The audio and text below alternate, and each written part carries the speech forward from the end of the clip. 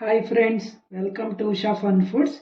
ನಾನಿವತ್ತು ಬೆಣ್ಣೆಹಣ್ಣಿಂದ PAN cake ಮಾಡೋದನ್ನು ತೋರಿಸ್ತಾ ಇದ್ದೀನಿ. ಅದು ಹೆಂಗೆ ಮಾಡೋದು ಅಂತ ನೋಡೋಣ. ಬೆಣ್ಣೆಹಣ್ಣನ್ನು ಕಟ್ ಮಾಡಿ ಅದ್ರ ಒಳಗಿನ ಪಲ್ಪನ್ನು ತೆಕ್ಕೋಬೇಕು.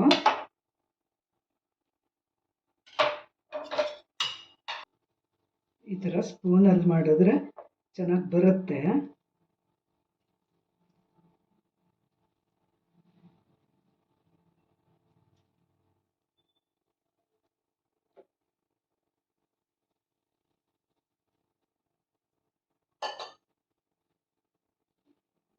ಇದೇ ಥರ ಎಲ್ಲ ತೆಗೆದಿಟ್ಕೋತೀನಿ.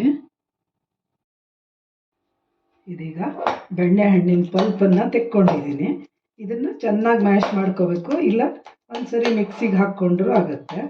ಚೆನ್ನಾಗಿ ಹಣ್ಣಾಗಿತ್ತು ಅಂದರೆ ಈ ಥರ ಮಾಡಿದ್ರೆ ಸರಿನೇ ಆಗುತ್ತೆ ಅದು. ಈಗ ಇದಕ್ಕೆ ಹೆಚ್ಚಿಟ್ಕೊಂಡಿರೋ ಈರುಳ್ಳಿನ ಹಾಕ್ತಾ ಇದ್ದೀನಿ. ಸಣ್ಣಗೆ ಹೆಚ್ಚಿಟ್ಕೊಂಡಿರ್ಬೇಕು ಇದನ್ನು.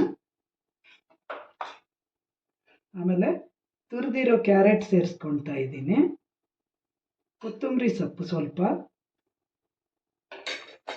ಇದನ್ನೆಲ್ಲ ಚೆನ್ನಾಗಿ ಮಿಕ್ಸ್ ಮಾಡ್ಕೋಬೇಕು. ಸ್ವಲ್ಪ ಚಾಟ್ ಮಸಾಲನ ಹಾಕಿದ್ದೀನಿ.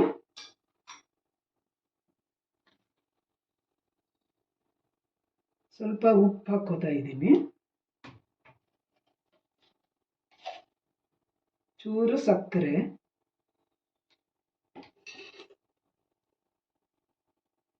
ಚೂರು ಕಸೂರಿ ಮೇಥಿನ ಹಾಕ್ತಾ ಇದ್ದೀನಿ.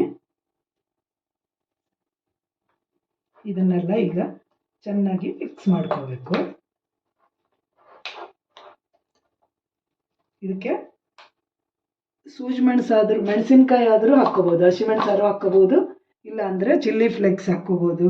ಆಮೇಲೆ ಅಚ್ಕಾರದ ಪುಡಿನ ಹಾಕ್ಕೋಬೋದು. ನಾ ಸ್ವಲ್ಪ ಹಸಿಮೆಣಸಿನ್ಕಾಯನ್ನು ಹೆಚ್ಚು ಹಾಕ್ಕೋತಾ ಇದ್ದೀನಿ.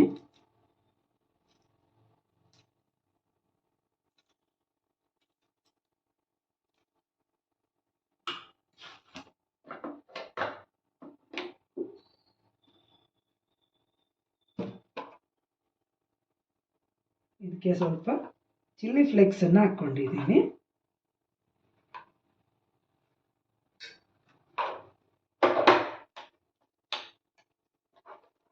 ಇದನ್ನು ಮಿಕ್ಸ್ ಮಾಡಿ ಒಂದು ಸೈಡಲ್ಲಿ ಇಟ್ಕೋತೀನಿ. ಈಗ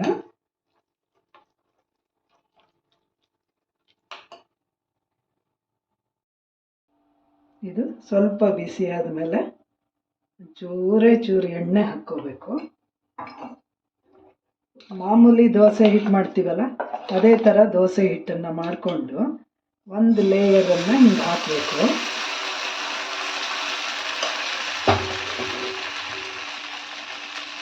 ಇದಕ್ಕೆ ಈಗ ಈ ಪೇಸ್ಟ್ ಮಾಡ್ಕೊಂಡಿರೋದನ್ನು ಹಾಕಬೇಕು.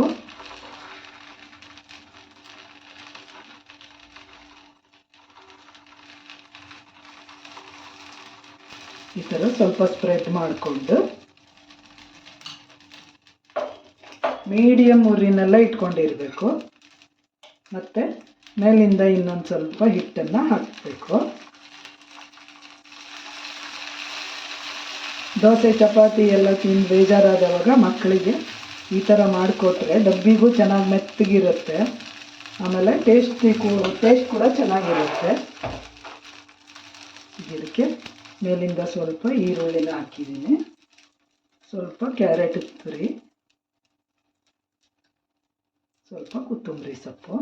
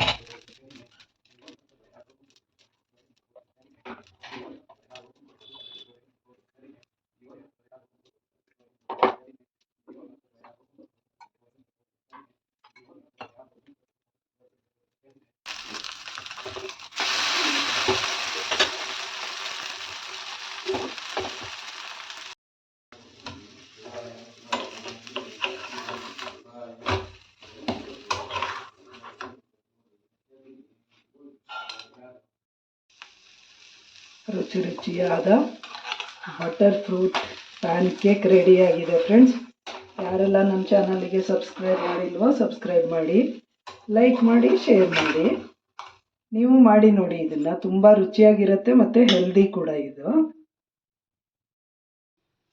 ಶೇಂಗಾ ಚಟ್ನಿ ಪುಡಿ ಮತ್ತು ಇದು ಗುರೆಳ್ಳು ಚಟ್ನಿ ಪುಡಿ.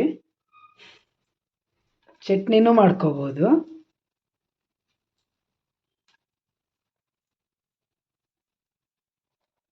ಇದು ಮೊಸರಿನ ಜೊತೆ ಸವಿಯೋಕ್ಕೆ ಸಿದ್ಧ ಆಗಿದೆ ಫ್ರೆಂಡ್ಸ್.